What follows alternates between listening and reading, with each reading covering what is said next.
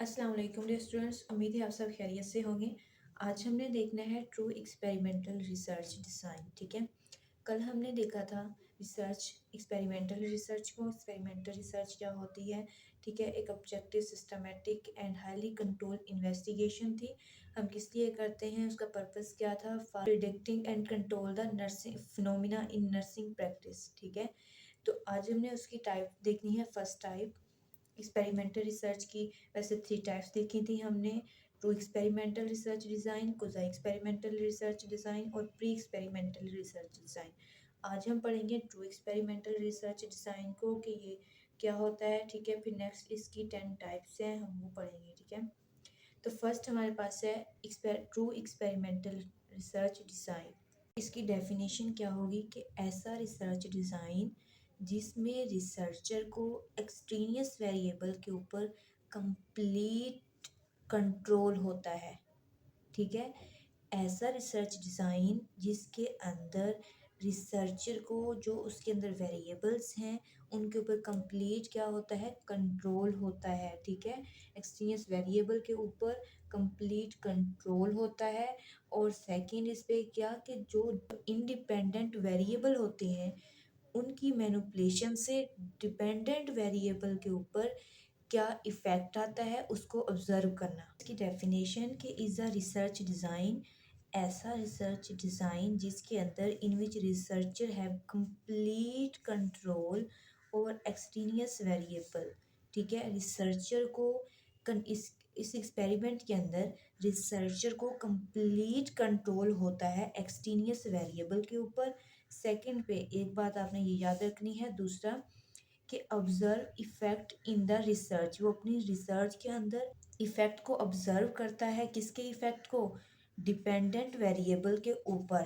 Dependent के variable के ऊपर इंडिपेंडेंट वेरिएबल के अंदर चेंज करने से क्या इफेक्ट आता है, इस चीज़ को दोबारा देखें कि observe effect of dependent variable, dependent variable के ऊपर इंडिपेंडेंट को चेंज करने से क्या इफेक्ट आता है। ठीक है, मतलब कि इंडिपेंडेंट वेरिएबल को हमने चेंज किया, उसके अंदर मैनिपुलेशन की, उसकी वजह से डिपेंडेंट के ऊपर क्या इफेक्ट आता है, इस चीज़ को ऑब्जर्व करना क्या है, ट्रू एक्सपेरिमेंटल रिसर्च है। ठीक, कि ऐसा रिसर्च डिज़ाइन जिसमें in which researcher have complete control over extraneous variable in research.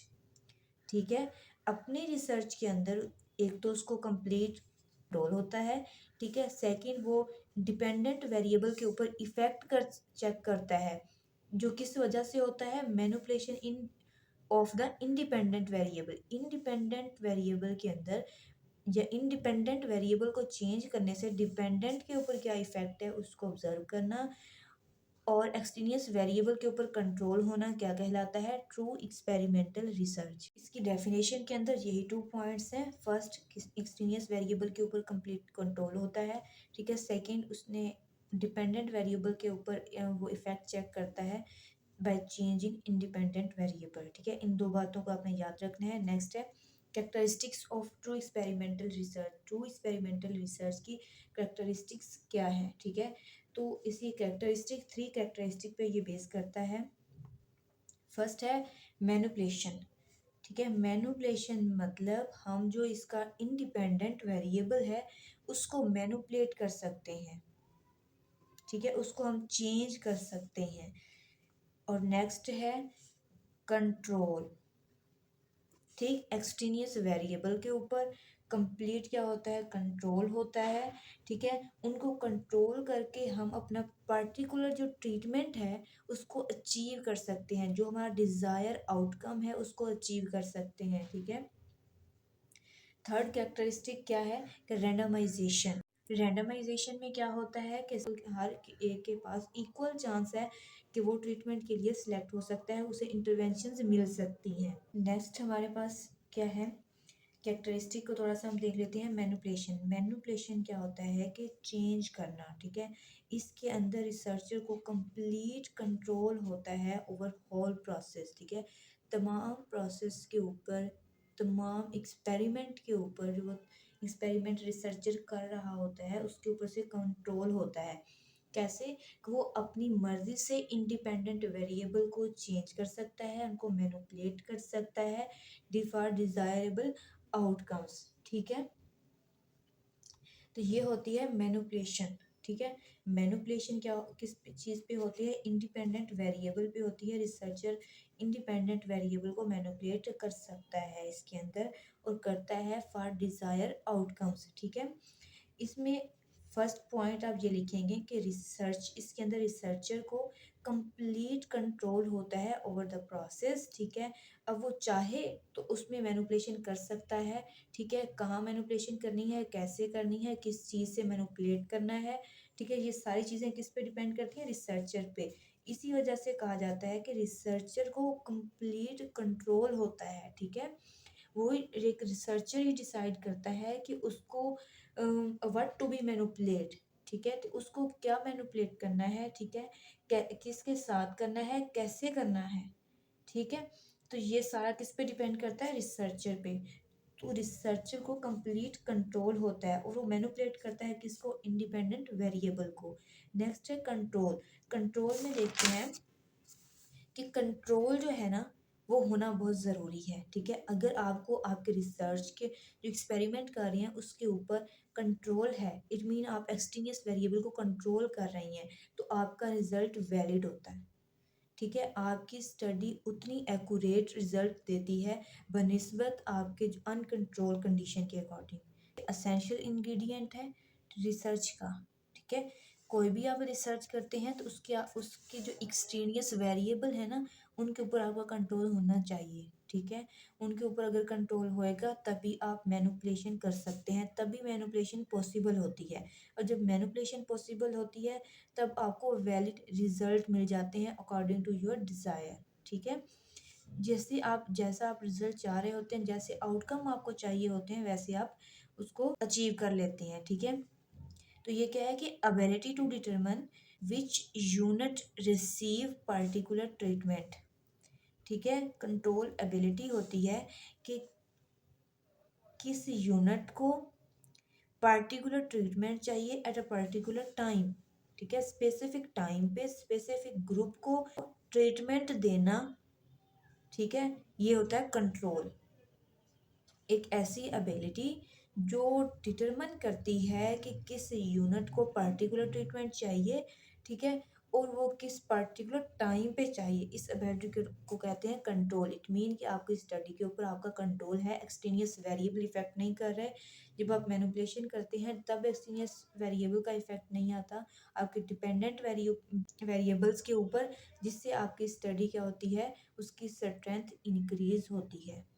ठीक है, नेक्स्ट है रेंडमाइजेशन। रेंडमाइजेशन होता है, randomisation mean every subject have equal chance for treatment या इंटरवेंशन।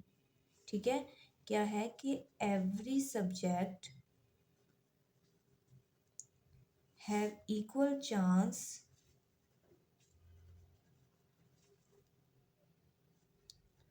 फॉर ट्रीटमेंट और इंटरवेंशन। रिसर्च स्टडी के लिए सिलेक्ट होने के लिए एवरी सब्जेक्ट के पास इक्वल चांस होता है, वो होती है रेंडमाइजेशन। आप रेंडमली किसी भी सब्जेक्ट को बुला सकते हैं, रेंडमली किसी भी सब्जेक्ट पे ट्रीटमेंट अप्लाई कर सकते हैं। इससे क्या होता है, आपके पास बायसनेस एरर के चांसेस नहीं आते। ठीक है, एक साइंटिफिक मेथड से, एक सिस्टमेटिक मेथड से आप ऑब्जेक्ट को असाइन करते हैं। ठीक है, फिर उस पर ट्रीटमेंट अप्लाई करते हैं, तो इससे आपके क्या होता है, बायसनेस के चांसेस जो है वो डिक्रीज हो जाते हैं। रैंडमाइजेशन जो है इसके भी 2 स्टेप्स हैं। ठीक है, 2 स्टेप से या 2 सेपरेट प्रोसेस से रैंडमाइजेशन की जाती है। ठीक है, फर्स्ट है रैंडम सिलेक्शन, कि हम रैंडमली सिलेक्शन मतलब सिलेक्ट कर रहे हैं सब्जेक्ट को, पार्टिसिपेंट को फॉर आवर स्टडी। ठीक है, टारगेट पॉपुलेशन में से सब्जेक्ट को चूज़ करना। ठीक है, रैंडमली चूज़ करना क्या है, रैंडम सिलेक्शन है। इट मीन्स कि हमारे पास टारगेट पॉपुलेशन है। ठीक है, कि हमने फॉर एग्जांपल स्टडी करना है, पीपल भी हमने स्टडी करना है, उनका एज ग्रुप है 30 to 40 ईयर। ठीक है, तो हमारी टारगेट पॉपुलेशन क्या है, 30 to 40 ईयर। अब ये 30 to 40 ईयर जो है, इनके अंदर में से इस 30 to 40 ईयर के जो पीपल हैं इनमें से, ठीक है, रैंडमली सब्जेक्ट चूज करना, ठीक है, पार्टिसिपेंट चूज करना फॉर आवर स्टडी, ठीक है, फॉर आवर रिसर्च, वो क्या है, रैंडम सिलेक्शन होती है, ठीक है। रैंडमली टारगेट पॉपुलेशन में से पीपल्स को, सब्जेक्ट को चूज करना। और नेक्स्ट है रैंडम असाइनमेंट। रैंडम असाइनमेंट का मतलब है कि शेयर करना, डिवाइड करना सैम्पल यूनिट को, ठीक है, सैम्पल यूनिट को। फॉर एग्जांपल आपके पास सैम्पल यूनिट यहाँ से आपने ले लिया, सिलेक्ट कर लिया, ठीक है। अब जो सैम्पल आपके पास है उसको भी रैंडमली उसमें से भी ट्रीटमेंट के लिए पीपल्स को चूज करना। उन सारे सैंपल्स के ऊपर आपने ट्रीटमेंट अप्लाई नहीं करना, उस सैंपल में से सब्जेक्ट को दोबारा से सिलेक्ट करना फॉर आवर ट्रीटमेंट, ठीक है, फॉर आवर इंटरवेंशन। तो वो होता है रैंडम असाइनमेंट। जैसा कि है कि एक टेबल बना के, ठीक है, जितने भी आपके पास सैंपल हैं उनको यहाँ पे मेंशन कर लें, ठीक है। तो आइज़ बंद करके रैंडमली उनके ऊपर आप जहाँ पे भी रखेंगे तो वो जिस भी बॉक्स में आएगा, जिस भी नेम के ऊपर आएगा उसको आप सिलेक्ट कर लेंगे फॉर आवर ट्रीटमेंट, ठीक है। तो ये होता है रैंडमली असाइनमेंट। अब नेक्स्ट हमारे पास है major steps of true experimental research. Experimental research के स्टेप कौन से हैं, ये किस प्रोसेस से कंडक्ट की जाती है, ठीक है। तो फर्स्ट है आइडेंटिफाई पॉपुलेशन, ठीक है। कोई भी रिसर्च होती है फर्स्ट उसका स्टेप क्या होता है, आइडेंटिफाई करना, किसको, पॉपुलेशन को, ठीक है। फर्स्ट हम किसको आइडेंटिफाई करते हैं, पॉपुलेशन को आइडेंटिफाई करते हैं। पॉपुलेशन जब आइडेंटिफाई हो जाती है फिर हम करते हैं सैंपल, ठीक है, सिलेक्ट सैंपल, सिलेक्ट हो गई, फिर उसमें से हमने सैंपल सेलेक्ट कर लिया फ्रॉम पॉपुलेशन। अब थर्ड पे हमने क्या करना है, अभी हमने पढ़ा था, हम सैंपल को नेक्स्ट क्या कर देंगे, सब डिवाइड कर देंगे, ठीक है।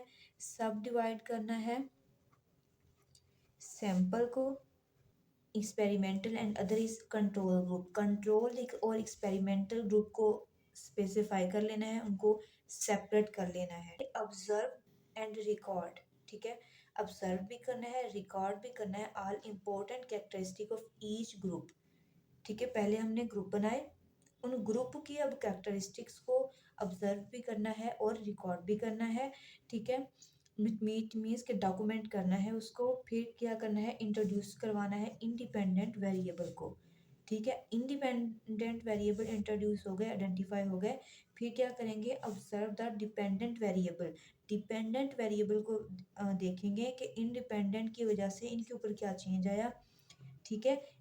और ये किस में देखेंगे, बोथ ग्रुप में, एक्सपेरिमेंट में भी और कंट्रोल ग्रुप में भी। यहाँ पे हमने दो ग्रुप बनाए थे ना, इधर भी उन दोनों के अंदर हम देखेंगे कि इंडिपेंडेंट को चेंज करने से या उसको इंट्रोड्यूस करवाने से डिपेंडेंट के ऊपर और एक्सपेरिमेंट डिपेंडेंट वेरिएबल के ऊपर और कंट्रोल ग्रुप जो था, इट मीन एक्सपेरिमेंटल ग्रुप और कंट्रोल ग्रुप के अंदर क्या चेंज आता है, ठीक है।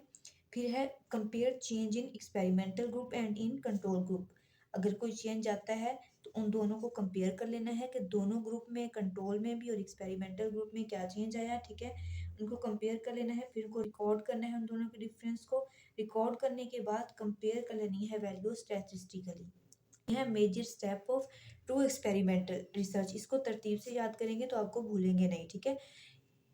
पॉपुलेशन है तो उसमें से सैंपल लेते हैं, ठीक है। अब सैंपल को सब डिवाइड करना है, उसको डिवाइड करेंगे तो हम उसको टू ग्रुप्स में डिवाइड करेंगे, ठीक है, कि एक हमारा एक्सपेरिमेंटल ग्रुप होगा, एक कंट्रोल ग्रुप होगा। फिर उन दोनों की कैरेक्टरिस्टिक ऑब्जर्व करेंगे, उनको ऑब्जर्व करने के बाद हम इंडिपेंडेंट वेरिएबल इंट्रोड्यूस करवा देंगे। जब इंडिपेंडेंट वेरिएबल आएंगे तो फिर दोनों ग्रुप के अंदर डिपेंडेंट वेरिएबल को ऑब्जर्व करेंगे, ठीक है। फिर उनमें से जो डिफरेंस आया उस उन दोनों को कंपेयर कर लेंगे, फिर उनका जो डिफरेंस है उसको रिकॉर्ड कर लेंगे और फिर कंपेयर कर लेंगे डेटा को स्टैटिस्टिकली। एडवांटेज क्या है, इसके एडवांटेज हैं कि फर्स्ट देखें कि एक पावरफुल मेथड है, ठीक है। ये क्या है कि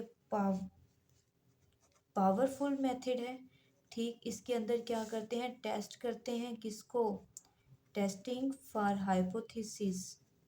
हाइपोथेसिस क्या था, हाइपोथेसिस होता है कि वेरिएबल्स के रिलेशनशिप को डिफाइन करना, ठीक है, काज एंड इफेक्ट के रिलेशनशिप को डिफाइन करना, हाइपोथेसिस। इसके अंदर देखें हमने क्या पढ़ा था कि ये मोर कंट्रोल होता है, अंडर कंट्रोल होता है रिसर्चर।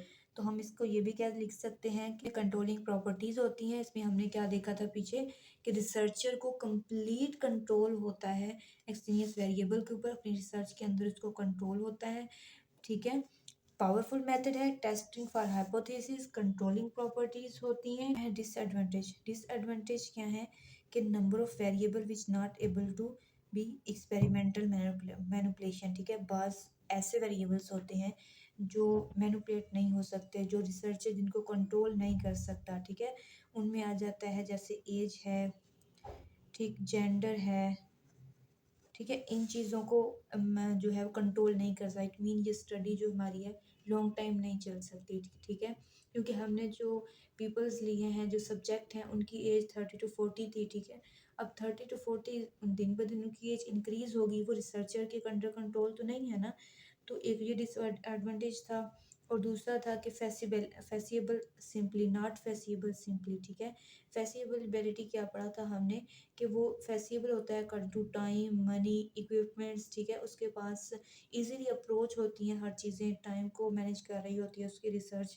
तो ऐसा भी इसमें पॉसिबल नहीं है, ठीक है। तो ये आ जाते हैं इसके एडवांटेज। आज का लेक्चर हमारा यहीं तक, इसको देखिएगा। नेक्स्ट हम इंशाल्लाह इस रिसर्च ट्रू एक्सपेरिमेंटल रिसर्च की टाइप्स पढ़ेंगे, ठीक है। 10 टाइप्स हैं इसकी, हम उसको पढ़ेंगे इंशाल्लाह। तो हम जल्दी से रिवाइज कर लेते हैं। आज हमने देखा ट्रू एक्सपेरिमेंटल रिसर्च को, ठीक है। ट्रू एक्सपेरिमेंटल रिसर्च क्या था कि एक ऐसा रिसर्च डिज़ाइन था जिसके अंदर रिसर्चर को कंप्लीट कंट्रोल होता है ओवर एक्सट्रीनियस वेरिएबल, और के इंडिपेंडेंट वेरिएबल्स में मैनिपुलेशन करने से डिपेंडेंट के ऊपर क्या इफेक्ट आता है वो इसको ऑब्जर्व करता है, ठीक है। ये ट्रू एक्सपेरिमेंटल रिसर्च है। इसकी 3 कैरेक्टरिस्टिक देखी हमने, मैनिपुलेशन, कंट्रोल, रैंडमाइजेशन। मैनिपुलेशन में क्या देखा कि इसके अंदर रिसर्चर जो है वो इंडिपेंडेंट वेरिएबल को मैनिपुलेट कर सकता है। जब मैनिपुलेट करेगा फिर उसने ऑब्जर्व करेगा कि डिपेंडेंट वेरिएबल के ऊपर क्या इफेक्ट आया, ठीक है। तो इसका मतलब होता है कि रिसर्चर को अपनी रिसर्च के ऊपर ओवरऑल कंट्रोल है, ठीक है। वो जहाँ चाहे, जब चाहे, जिस जैसे चाहे उसको मैनिपुलेट कर सकता है, ठीक है, according to our desire outcomes, ठीक। नेक्स्ट हमने देखा कंट्रोल। कंट्रोल मीन के उसको, उसने अपनी स्टडी को अब कंट्रोल करना है, ठीक है, बाय एक्सटीनियस वेरिएबल, ठीक है। एक्सटीनियस वेरिएबल को कंट्रोल करेगा तभी उसकी मैनिपुलेशन पॉसिबल होएगी, ठीक है। तो इसकी डेफिनेशन हमने देखी कि is the ability to determine which unit receive particular treatment, कि किस यूनिट को पर्टिकुलर ट्रीटमेंट चाहिए, ठीक है, किस टाइम पे चाहिए, ये होता है कंट्रोल, ठीक। रैंडमाइजेशन देखिए हमने कि एवरी सब्जेक्ट के पास इक्वल चांस है फॉर सिलेक्शन ऑफ ट्रीटमेंट्स, ठीक है। इसमें रैंडमाइजेशन हम दो तरह से देखिए, सिलेक्शन से भी और असाइनमेंट से भी। फिर हमने देखे स्टेप्स, मेजर स्टेप कौन से एक्सपेरिमेंटल रिसर्च के। फर्स्ट पॉपुलेशन को आइडेंटिफाई करना है, सैंपल सेलेक्ट करना है। सैंपल सेलेक्ट कर लिया तो उसको सब डिवाइड करेंगे, उसके 2 ग्रुप्स में डिवाइड करेंगे। फिर उन 2 ग्रुप्स की कैरेक्टरिस्टिक देखेंगे। फिर इंडिपेंडेंट वेरिएबल को इंट्रोड्यूस करवाएंगे, उसके बाद डिपेंडेंट वेरिएबल को ऑब्जर्व करेंगे, और डिपेंडेंट वेरिएबल बोथ ग्रुप में ऑब्जर्व करेंगे, एक्सपेरिमेंटल में भी और कंट्रोल ग्रुप में भी। फिर उन दोनों को कंपेयर कर लेंगे, जो भी चेंजेस आई हैं, फिर कंपेयर करने के बाद जो भी डिफरेंस है उसको रिकॉर्ड करेंगे और स्टैटिस्टिकली उसको एनालाइज कर लेंगे, कंपेयर कर लेंगे। नेक्स्ट हमने देखे एडवांटेज और डिसएडवांटेज। एडवांटेज में हमने देखा कि ये पावरफुल मेथड है, इसको यूज़ किया जाता है for testing hypothesis, relationship, cause and effect relationship को चेक करने के लिए अप्लाई किया जाता है। कंट्रोलिंग प्रॉपर्टीज होती हैं और प्रोवाइड करता है कॉन्फिडेंस। डिसएडवांटेज में हमने देखा कि ये वेरिएबल्स को अंडर कंट्रोल नहीं होते। बाज़ वेरिएबल ऐसे हैं जो एक्सपेरिमेंटल रिसर्च में कंट्रोल नहीं किए जा सकते, जिनमें एज, जेंडर आ जाते हैं, ठीक है। यहीं तक देखिएगा, इसको याद कीजिएगा। All the best.